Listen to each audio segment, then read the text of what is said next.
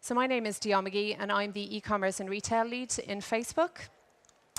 Kind of getting straight into it, if we look at how the world has changed, we all know here that the world has changed digital, but what we've seen huge change in is especially device change. So just to set the context of what I'm going to talk about today, if you think about yourself, even if I think about myself sitting in the living room in the evening, I've got the TV on, I've got my mobile phone in my hand, most likely I have the laptop in front of me, and some of us even may have a tablet as well.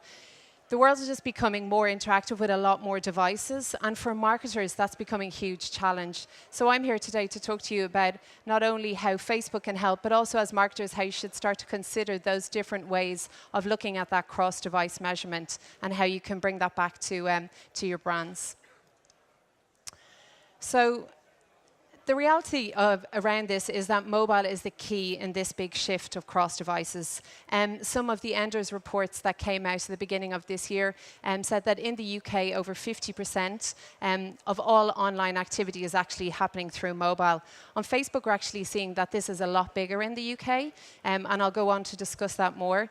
But with over 50% going on mobile, it's not really a surprise to see that this huge device and what's happening with those, cross-device and how we can track that. The reality is that mobile is where the growth is now, and actually looking forward, it's where the growth is going to continue to be. Alongside that growth of mobile is the fact that actually brands aren't moving as fast as consumers. So if we look at where brands are spending their budget versus actually where consumers are spending their time, there's a huge opportunity for brands to take control of mobile and actually access that space a lot more. You can see here that 4% of budgets are going into mobile, with over 20% of consumers' time actually being in there. And then we as an industry, I think we need to embrace that as well. And when I say we, I'm talking about Facebook as well. The reality with Facebook was up to about 18 months ago, as a company, we actually weren't set up to go mobile.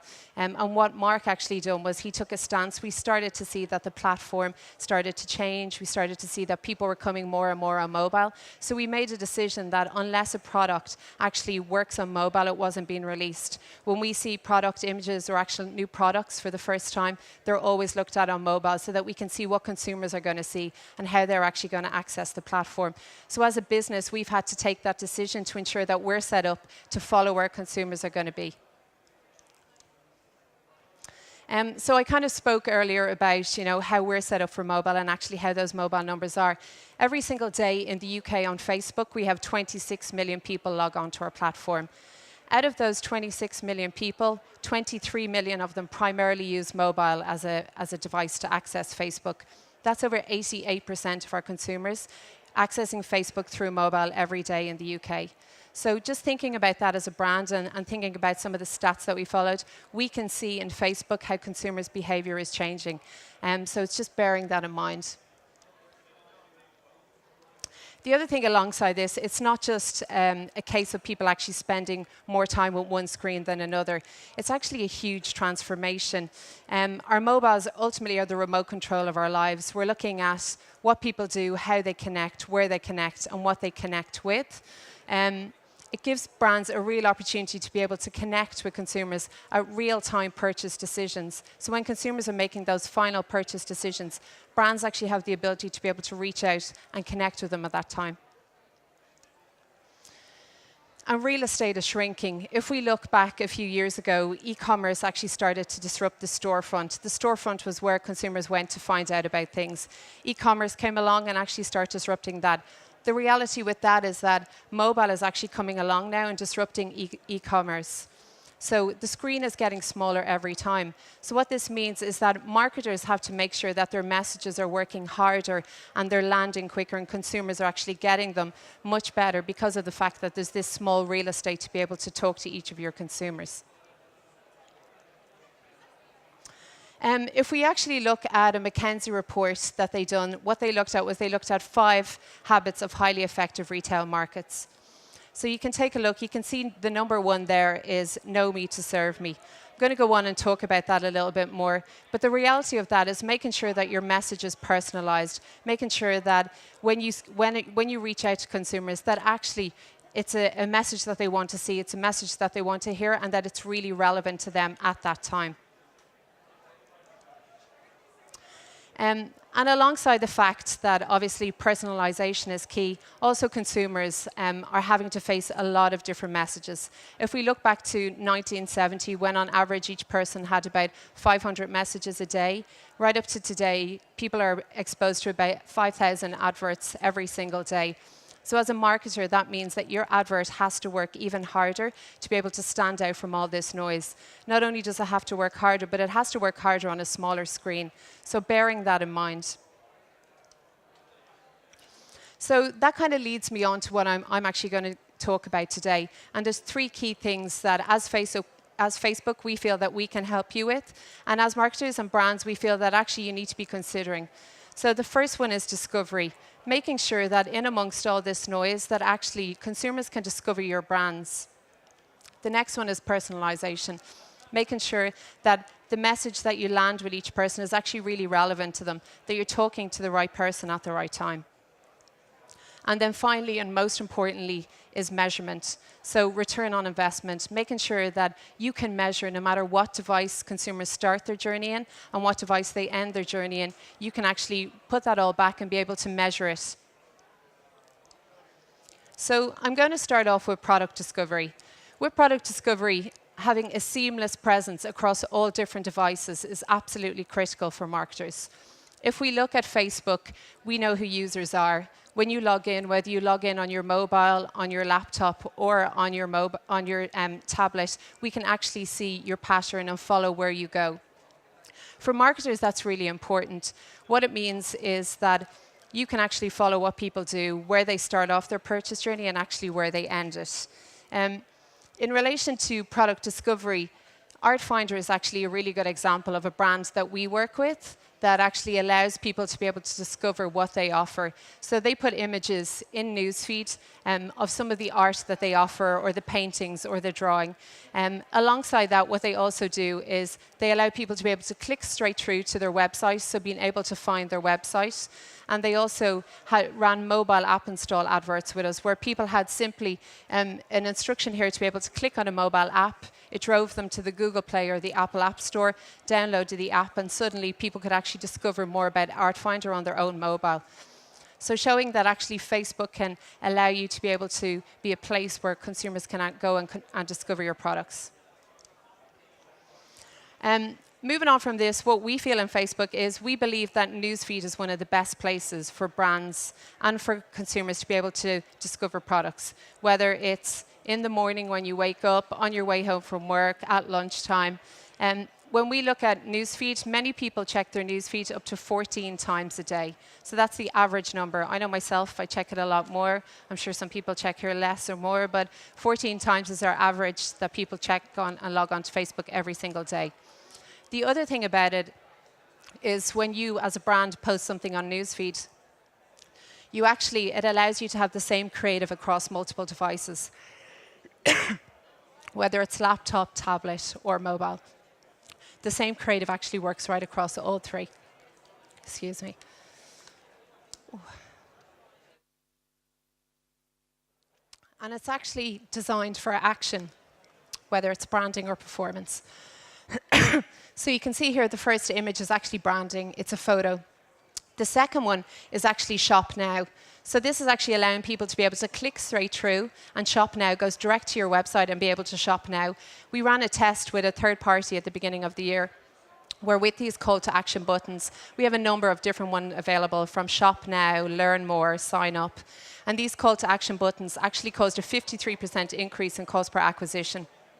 That's purely because when somebody goes to click on it, the intent is there. So thinking about how consumers actually look at it, they click through, the intent is there. So it means that they're ready to purchase, they're ready to learn more, they're ready to watch more.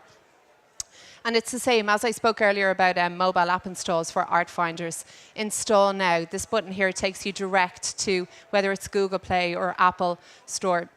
Being able to actually go and install the app immediately and then return to your newsfeed and continue consume. But at the same time, a brand's mobile app is actually continuing to be on somebody's on their mobile phone.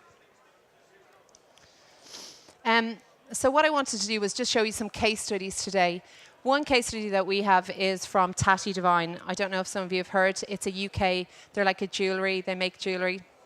They've got both concession stores and the likes of Selfridges, but they've also got an online website. And what they done was they used Facebook Newsfeed as a discovery channel so that people could discover what they'd done, and then drove people from Newsfeed actually onto their website.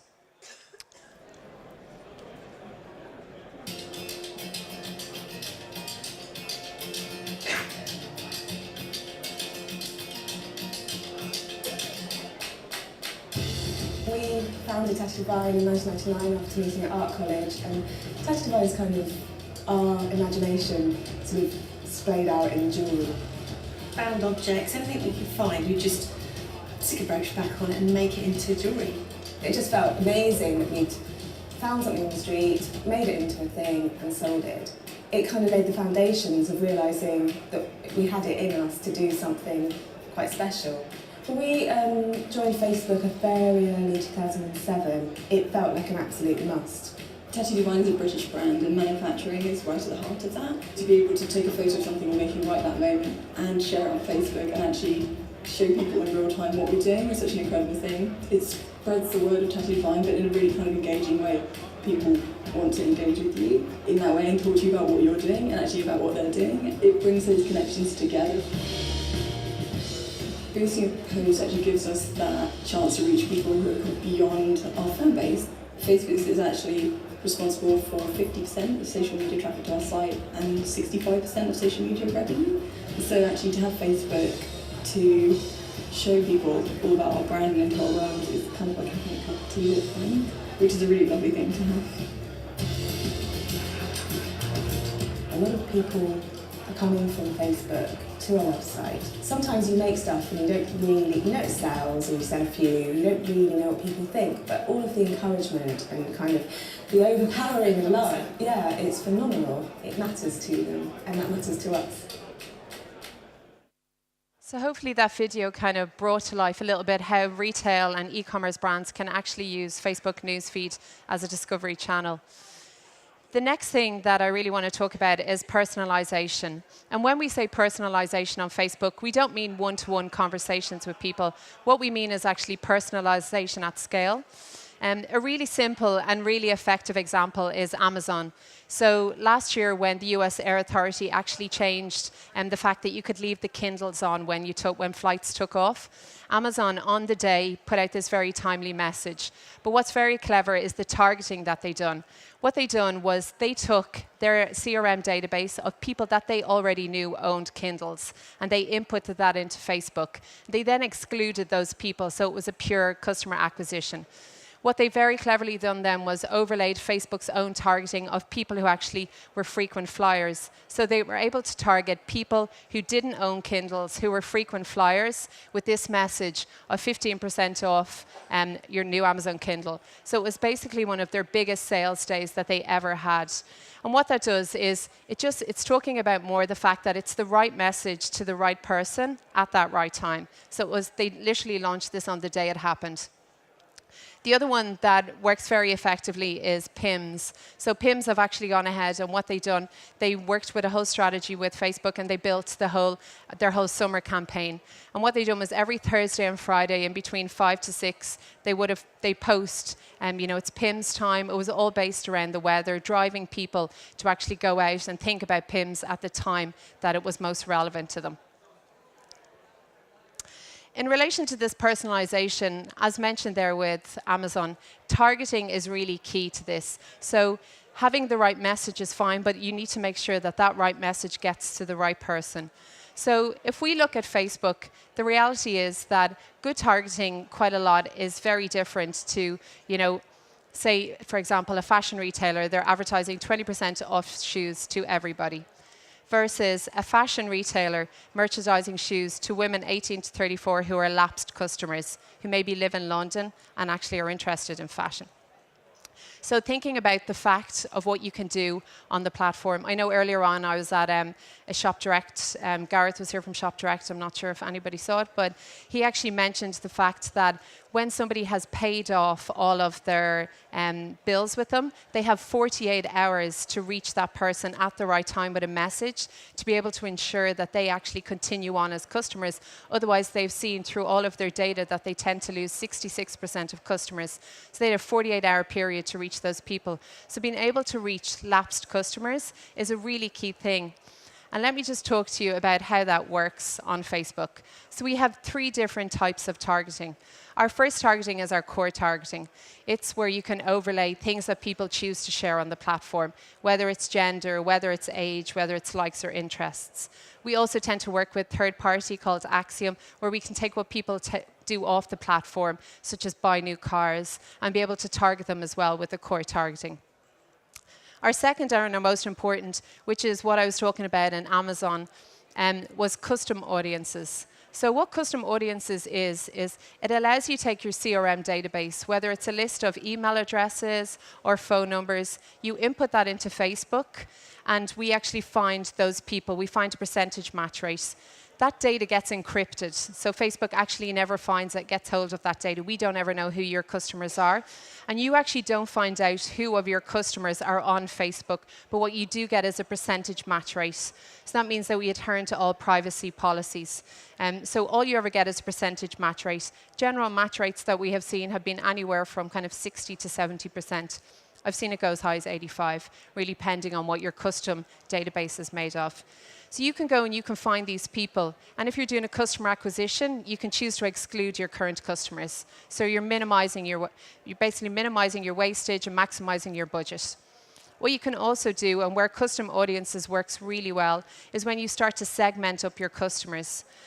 So whether you take customers, like we mentioned there, that are lapsed customers, taking people, as in Shop Direct's case, that they know are going to have finished up paying off their credit, they have 48 hours to reach them. Taking those customers, inputting them into Facebook, and delivering them a message, whether it's a percentage off or something to entice them to continue purchasing on the platform. Or even in the case of businesses or e-commerce, taking maybe your highest value customers, making sure that you cluster them, put them into a cluster and actually input them in and then target those people. On top of that custom audiences, we have another targeting ability called lookalikes. And what this lets us do is take people that look like your customers and find them on the platform. We can find them anywhere between a 1% to 3% match rate. And this is when custom audiences and lookalikes together becomes really powerful.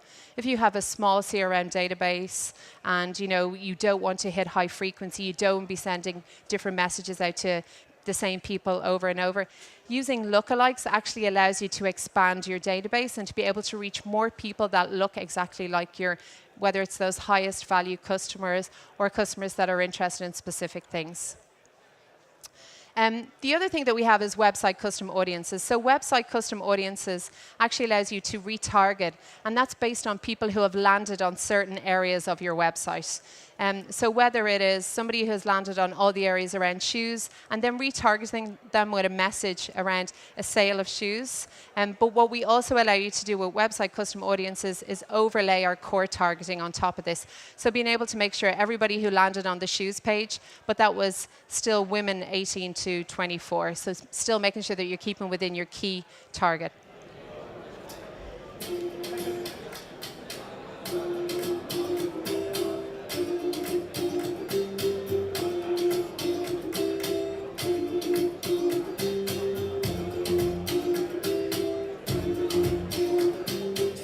In 2006, here in Barcelona, we identified a big opportunity because people wanted to get the best products from the best brands with awesome discounts. We made a really big bet on the smartphone side because we wanted people in the bus, people in the underground, people in the bar, people everywhere at any time to be able to make decisions of purchase. And Facebook gave us a huge audience, really good targeting capabilities, so the ability to segment and micro-segment people. Today we are receiving 60% of our traffic is coming from mobiles, and it's 45% of the total sales of the companies now. we saw a long time ago that there was an opportunity, and we saw that opportunity because we understood the right metrics. That fast understanding allows you to allocate the budget on the right campaign, so at the end we are seeing a decrease in the CPC, which is the important thing for us. Facebook is a really important source of acquisition for us today. The main reason is that Facebook is really well prepared to face all the challenges on the massive mobile shifting of the audience. There's no other network in the world, there's no other place in the world in which you will find such a huge base of mobilized audience. Regarding summer, that typically is an off-peak season. 5 years ago, in August, you could send emails to people, but people was not reading emails because they were not at home or were not at the office, no? But now, through mobile, you can keep your audience. You're reaching those customers because they are in the beach, they are on the mountains, they are on the lake, they are everywhere, but we will be there, no? Because they are connected.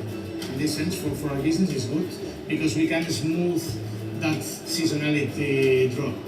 Today, the mobile advertising business is growing very fast on Facebook. The main reason I think why it's growing so fast is that because the performance on the mobile advertising on Facebook is better than on any other platform right now.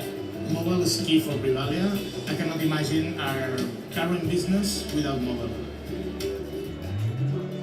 So I think that kind of takes a look at, you know, how important mobile is to businesses and how businesses should actually consider it. The reality with a lot of businesses that we actually aren't able in the industry to be able to track mobile. A lot of mobile tracking tends to be subpar. And what that means is that actually mobile tends to be discounted quite a lot. But what I actually want to talk about now, and moving on to the very last thing, is actually being able to measure return on investment across different devices. So we know that mobile devices have a significant amount of traffic, and when we look at this, we actually saw that the huge amount of brands were actually discounting this and not looking at it properly. I have a little video here. It's a bit tongue-in-cheek, but I think it gets the message. Peter, come take a look at this. Look at this. The numbers, they keep getting bigger and bigger. The clicks are off the charts. Yeah. Yoshi, it's Walter. We're back.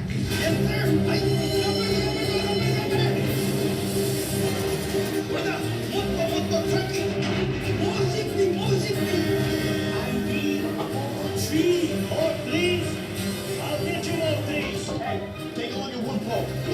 Everything you got wood pulp right now.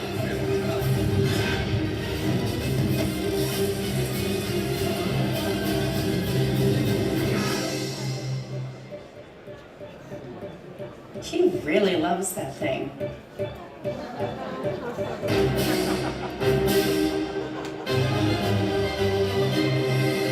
So a little bit tongue-in-cheek, but I think what the point that we're really trying to get across is that marketers seem to be obsessed with measuring clicks. It's actually not clicks that we should be looking at. It's real, true return on investment.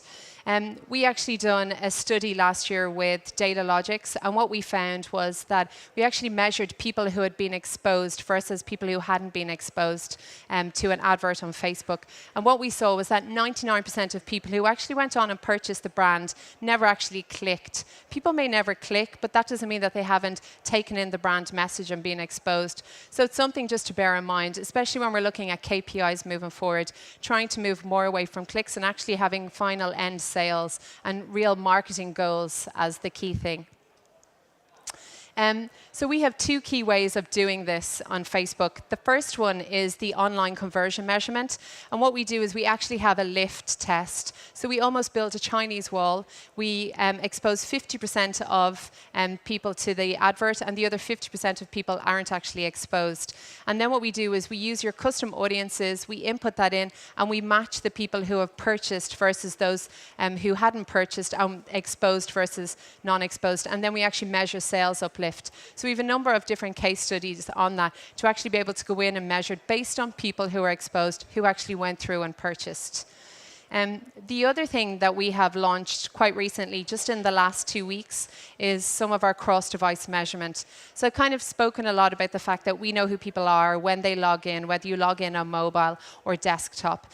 And what we have is there is a conversion pixel, a Facebook conversion pixel. It can sit on your final basket on your website, or if you have a mobile app, there's an SDK, it sits on there. And what we can do is we can measure if somebody has been exposed on desktop and then actually gone through and maybe converted on tablet, if they've been exposed on mobile, and quite a lot with a lot of retailers, we see that people are exposed on mobile and then actually continue on to do the final purchase in on actual desktop. In Facebook, we've done a big piece of research at the beginning of this year, and what we saw was that 50% of people actually shared tablets at home. So if you're following pixels, what happens is you may be exposing the wrong person within the family environment to the wrong piece of copy. And the other thing we found was that 43% of people who started a discovery journey on mobile actually went on to finish that journey on desktop. So I think the KLM quote is kind of a quite nice way of summarizing it up, saying that, you know, obviously they've seen that their customers get inspired on mobile, but then actually continue on to do that final purchase on desktop. So something just to bear in mind. So finally, and just kind of to wrap it up, from Facebook's point of view, we see the future of e-commerce being personalized discovery, but making sure that this personalized discovery is across devices and that you can measure at every single step of the way. Thank you.